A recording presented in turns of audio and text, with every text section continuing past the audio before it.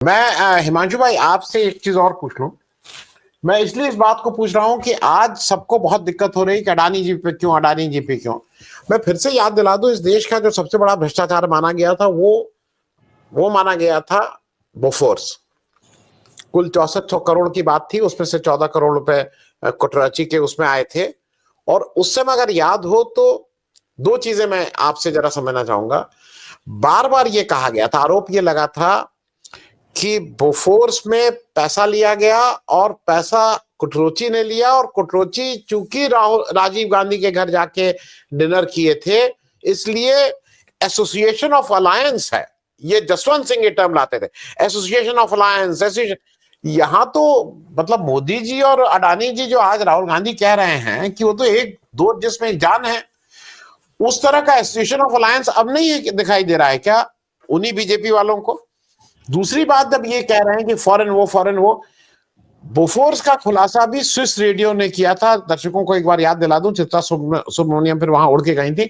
ये खुलासा वहां हुआ था, भारत में ये किसी पेपर ने नहीं किया था। मैं इन दोनों पे इसलिए कर रहा हूं कि आज अगर कोई बात खुलासा कहीं हो रहा है विदेश में इनकी काली करतूतों का, और उसको अगर हम और आप यहां डिस्कस कर रहे हैं, तो वो एंटी नेशनल कैसे हो सकता है? जॉर्ज सोरेस से ये बार बार वो करना कि जॉर्ज सोरेस, जो वो कौन है भाई? उनके नाम को आप इस तरह से कर रहे हैं कि वो सोनिया गांधी के साथ है, उनको पैसा दिया। अरे भाई, आपके पास प्रूफ है तो आके मुकदमा चलाइए, जेल में डालिए सोनिया गांधी को।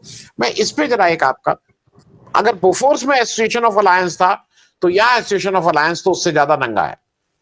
हिमांशु भाई नमस्कार द पब्लिक इंडिया के दर्शकों को, जो भी ये शो देख रहे हैं उन दर्शकों को, आप सभी वरिष्ठ पैनल को, आपको सभी को। अलायंस तो है। अगर क्वात्रोची खाना खाने गया था और अलायंस है तो यहाँ पे तो प्लेन पे खड़े होकर आपने वेव किया था। मतलब प्रधानमंत्री की पद की आप शपथ लेने जा रहे हैं, और अगर आप बोलेंगे कि मुझे दिल्ली जाना है तो कौन सी एयरलाइंस आपको बिजनेस क्लास की टिकट ऐसे ही नहीं दे देगी, कौन सी एयरलाइंस आपका कार्गो ऐसे ही नहीं ले जाएगी। लेकिन आपने यहाँ पे ये किया कि ये मेरा आदमी है, ये आपने मैसेज उस टाइम पे दिया था।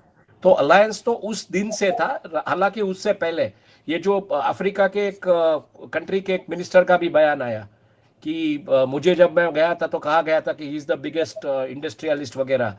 मतलब गवर्नमेंट ही लॉबिंग कर रही थी अदानी ग्रुप के लिए। तो अलायंस किनिया का तो अभी क्या किनिया प्रूफ चाहिए? इससे किनिया आई किनिया मीन, तो उससे ज्यादा क्या प्रूफ चाहिए आपको अभी अलायंस का? लेकिन क्या है कि जब ये स्विस रेडियो ने जब ये टेलीकास्ट किया था बोफोर्स का मामला, तब ये लोग विपक्ष में बैठे थे, तो तभी अलायंस था। आज ये सत्ता पक्ष में बैठे तो अभी अलायंस नहीं है, क्योंकि ये वॉशिंग मशीन की उस प्रक्रिया से पसार हो चुके हैं जिसमें वो कोई भी पाप करेंगे तो धुल जाएंगे। तो क्लियरली सत्ता में बैठे लोग आज ये बोलते हैं कि ये अलायंस नहीं है। और स्विस रेडियो ने अगर उस दिन बोला था और आपने मान लिया था, तो आज मैं ये मान के चलता हूं, चलिए आप जिस तरीके से मतलब बयानबाजी आ रही है डॉक्टर सुधांशु त्रिवेदी की, संसद में जो भी बातें आ रही है कि 3 साल से लगातार हमले हो रहे, तो आप कर क्या रहे हैं? 10 साल से आप बैठे हैं पावर में, आपकी ये तीसरी टर्म है। जनता ने इतना बड़ा जनादेश दिया है आपको, आप ये बोल रहे हैं ये बोलने के लिए कि हम वीक टर्फ पे बैठे हैं।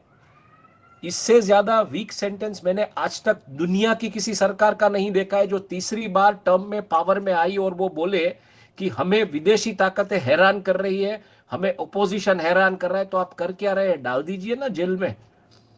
सोनिया गांधी के वहां पे ईडी के छापे लगवाइए, फाउंडेशन के साथ उनके ताल्लुकात है तो सीबीआई के छापे लगवाइए, सब छापे लगवा के कुछ डॉक्यूमेंट्स वगैरह जो भी आपको मिले लेके आइए, प्रोसेस कीजिए, लीगली उसको चैलेंज कीजिए। आपने कहा था रॉबर्ट वाड्रा को, जिस तरीके से 2014 के बाद रॉबर्ट वाड्रा का आपने क्या बिगाड़ लिया? 10 साल हो गए, रॉबर्ट वाड्रा के खिलाफ इतनी आपने मुहिम चलाई थी, एक भी लीगल पॉइंट आपने आज तक कोर्ट में कहीं पे दायर नहीं किया है। तो आप ये तो कीजिए। और आप तो वो है ना जो घर में घुस के मारते हैं, तो सोरोस को घर से उठाइए, वे भी में जो अक्षय कुमार और वो राणा दग्गुबाती जिस तरीके से उठा के लेके आते हैं उसको, तो उसके घर में जाइए, सोरोस को उठा के लेगा भी। इतना मतलब उम्र दराज इंसान है, क्या लड़ लेगा आपके साथ? उठा के लेके आइए यहाँ पे। भारत में कानून बनाया है आपने कि जो भारत की अर्थनीति या अर्थतंत्र के ऊपर हमला करेगा, भारत के लोकतंत्र के ऊपर हमला करेगा, तो वो देश का मतलब गद्दार माना जाएगा। तो जैसे इंडाइटमेंट हुआ है यूएस कोर्ट में गौतम अदानी के सामने, वैसे यहाँ पे मामला खड़ा कीजिए, सबूत लाइए, उठा के लेके आइए, एक्स्ट्राडिएट कीजिए। एक्स्ट्राडिएट नहीं करने तो उठा के लेके आइए, ओरो बोरो पोसी सीआरपी वाले तो लिखेंगे, उससे क्या डरना है? अभी आपको तो दिखाना है ना कि हम राष्ट्रवादी है, राष्ट्र के खिलाफ जो जाएंगे उसके खिलाफ हम तहकीकात करेंगे, और राष्ट्र में कोई बंदा ऐसा नहीं होगा। अगर आप प्रूव कर देंगे कोर्ट्स में, कोर्ट भी मान लेगी, कोर्ट भी आपका मतलब उसमें वो कर देगी कि ठीक है ये राष्ट्रद्रोही आदमी है, तो फिर खड़े चौराहे पे खड़ा कर दीजिए सोरोस को, पब्लिक के हवाले कर दीजिए, देख लेगी ये पब्लिक, लेके तो आई है सोरोस को। कल को ये ना निकले कि टुकड़े टुकड़े गैंग जैसी कोई चीज है नहीं, फिर वो क्या था, अच्छे दिन जुमला था, 15 लाख जुमला था, तो कल को ये ना निकले कि ये डीप डार्क स्टेट और ये सब तो मतलब जुमले हैं, ऐसा कुछ है नहीं, ऐसा निकले ना। आप अगर सही में करना चाहते हैं, और आप ही कर सकते हैं, आप सत्ता में बैठे हैं, इतना आपके पास पावर है, इतना आप सब आपके पास फोर्सेस है, तो आप कीजिए ना। कौन रोक रहा है? हिंदुस्तान में कोई ऐसा नहीं है जो रोकेगा, क्योंकि हर कोई अपने राष्ट्र से प्रेम करता है। लेकिन ये जो वीक सेंटेंसेस आप दे रहे हैं ना, सुधांशु त्रिवेदी जी उस दिन चिल्ला चिल्ला के बोल रहे थे 3 साल से लगातार हमले हो रहे, तो कर क्या रहे आप सत्ता में? Weakest statement of any government in the world which has come for the third time in power, और इतना बड़ा जनादेश आप लेके आए, आप बोल रहे हैं जनादेश हमको तीसरी बार मिला है। तो ये रोना बंद कीजिए, एक्शन लीजिए।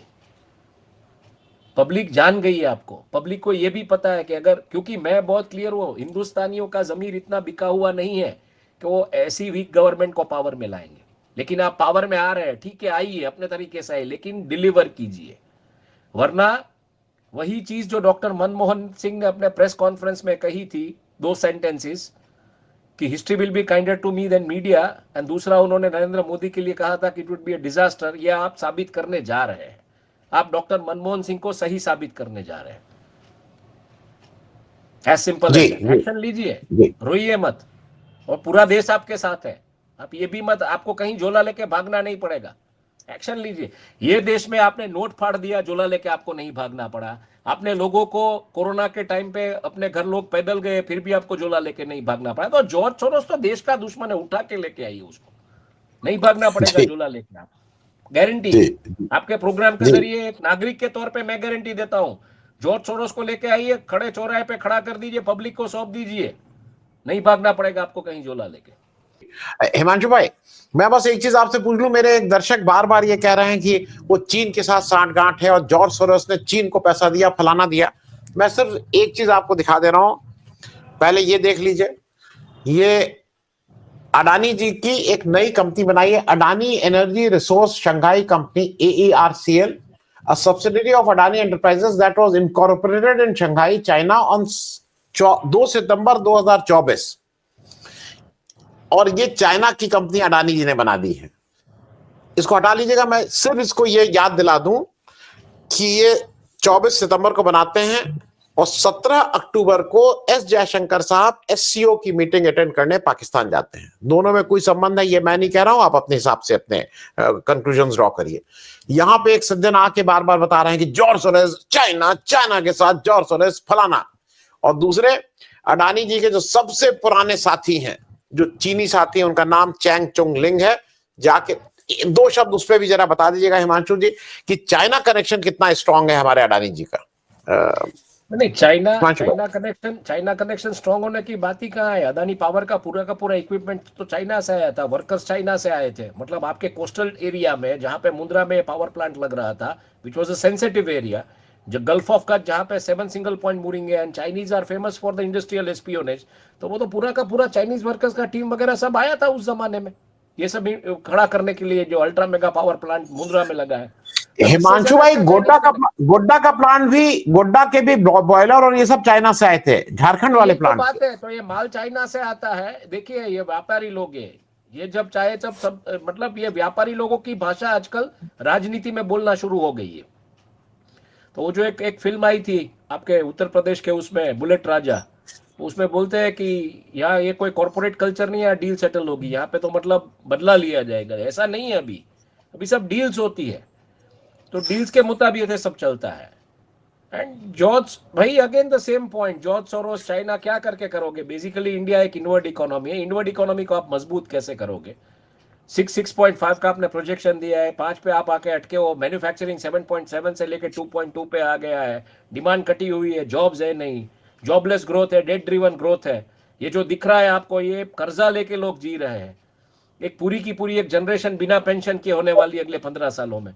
तो इन सब मुद्दों के ऊपर तो चर्चा हो नहीं रही। और भाजपा ने अगर देखने जाए, अगर सत्ता में बैठे जो लोग हैं, इन्होंने आज तक लोगों का जीवन मतलब उसका स्टैंडर्ड ऑफ लिविंग सुधरे ऐसा कोई जन आंदोलन तो किया नहीं है। शिक्षा को लेके, स्वास्थ्य को लेके, नौकरी के मतलब पे कमीशंस को लेके, या कोई और तरीके से उनका आई मीन आय बढ़े, उसके लिए पर कैपिटा इनकम बढ़े। इन्होंने तो जो आंदोलन किए वो यही थे, भड़काने वाले, धार्मिक, ये सब।